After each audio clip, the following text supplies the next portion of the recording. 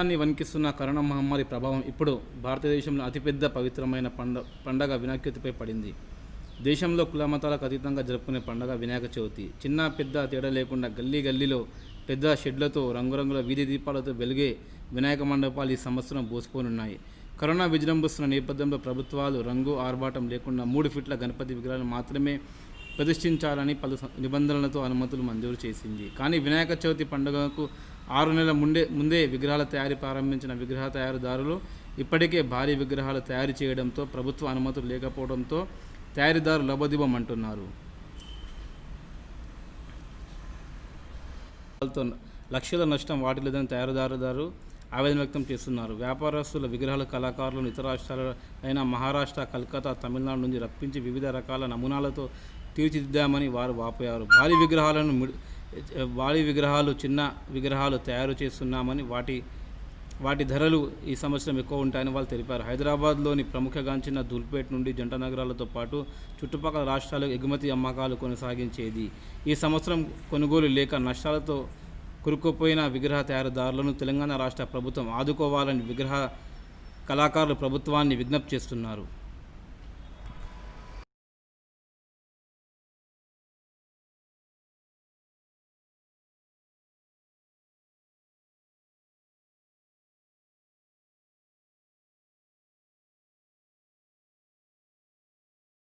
इतनी खराब पोजीशन है हर घर की। जितने भी मूर्ति कलाकार है कि वो तो साल भर का ये एक ही कारोबार है मेन। गणेश मूर्ति कलाकार ये कैसा है, किसान से बड़ी खेती है। किसान को तो भी 4-5 तो भी पीक निकलते, अनाज निकलते, उसके अलग अलग सीज़न होते। हमारे को तो भी साल का ये एक ही सीज़न है। इसलिए सब लोग बहुत से बड़े डिलेमा में हैं। कई लोग परेशान हैं, कई लोग डिप्रेशन में चले गए हैं मूर्ति कलाकार। लेकिन हमारी सरकार को सुन रही नहीं, ना हमारे तरफ देख रही। कहीं पिछले 3-4 महीने से हम सरकार मिनिस्टरों के पास जा के लिखित रूप में भी हम कई मेमोरेंडम दिए, सीएम लेवल तक दिए, सेक्रेटरी में दिए, चीफ सेक्रेटरी को दिए, लेकिन कोई कुछ हमारी तरफ देख रहा नहीं, ना हमारे लेटरों का लिखित रूप में कोई कुछ जवाब दे रहा नहीं। मेरी आखिरी यही गुजारिश है मीडिया के माध्यम से कि ये हमारी आवाज़ सरकार तक पहुँचे और हमारे जो गरीब और मिडिल क्लास मूर्ति कलाकार है उनके भविष्य के लिए, उनके परिवार के लिए कुछ कोविड फंड में से या नहीं तो कुछ सब्सिडाइज लोन दीजिए। जय हिंद। नमस्कार, मेरा नाम राजकुमार सिंह है। मैं तेलंगाना लोक क्षेत्रीय गणेश मूर्ति कलाकार वेलफेयर एसोसिएशन का प्रेसिडेंट हूँ। ये हमारा धूलपेट एक कला नगरी के नाम से जाना जाता है। यहाँ पे बहुत प्यारी सुंदर गणेश भगवान की और दुर्गा माता की प्रतिमाएं बनती है, जो कि हमारे दोनों जो ट्विन स्टेट है तेलंगाना और आंध्रा में बहुत प्रसिद्ध है। और हमारे जो पड़ोसी स्टेट है तमिलनाडु, कर्नाटक, महाराष्ट्र में भी हमारे यहाँ से मूर्तियाँ जाते हैं।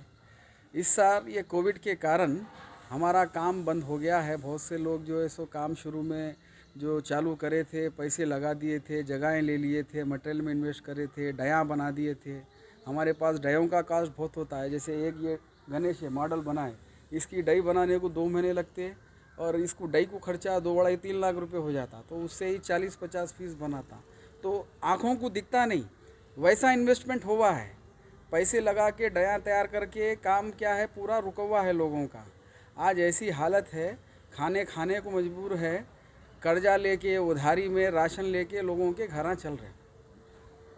त्योहारों में कोई जो बीच में 2 बड़े त्यौहार चले गए, जो हमारी रक्षाबंधन चले गई और हमारे आषाढ़ के बगीचे बोल के आते, और के कहा था कुछ त्यौहार मुझे याद नहीं आ रहा है। कोई एक नया कपड़ा नहीं खरीद सका। ऐसा हमारे यहाँ के बस्ती के धूलपेट निवासियों का हाल है। तो मैं सरकार से यही गुजारिश करूँगा कि कोविड फंड में से कुछ तो हमारे लोगों को खाने पीने के लिए, बच्चों की फ़ीस भरने के लिए, या और भी कुछ दूसरी बीमारियाँ होती है तो कुछ खर्चे के लिए कुछ ऐसा रिलीफ फंड ऐसा तैयार करके दिया जाए धूलपेट निवासी मूर्ति कलाकारों के लिए। या नहीं तो सब्सिडाइज लोन तो भी दिया जाए, कम से कम ये लोन लेके और ये कारोबार या दूसरा भी और कुछ कारोबार करके जीविका जो घर का जो खाना खर्चा रहता लोग चला पाएँ। वो तो अभी इस समय इतनी गंभीर रूप से इतनी ख़राब पोजीशन है हर घर की। जितने भी मूर्ति कलाकार है कि वो तो साल भर का ये एक ही कारोबार है मेन। गणेश मूर्ति कलाकार ये कैसा है, किसान से बड़ी खेती है। किसान को तो भी 4-5 तो भी पीक निकलते, अनाज निकलते, उसके अलग अलग सीज़न होते। हमारे को तो भी साल का ये एक ही सीज़न है, इसलिए सब लोग बहुत से बड़े डिलेमा में हैं। कई लोग परेशान हैं, कई लोग डिप्रेशन में चले गए हैं मूर्ति कलाकार। लेकिन हमारी सरकार को सुन रही नहीं, ना हमारे तरफ देख रही। कहीं पिछले 3-4 महीने से हम सरकार मिनिस्टरों के पास जा के लिखित रूप में भी हम कई मेमोरेंडम दिए, सीएम लेवल तक दिए, सेक्रेटरीट में दिए, चीफ सेक्रेटरी को दिए, लेकिन कोई कुछ हमारी तरफ देख रहा नहीं, ना हमारे लेटरों का लिखित रूप में कोई कुछ जवाब दे रहा नहीं। मेरी आखिरी यही गुजारिश है मीडियम के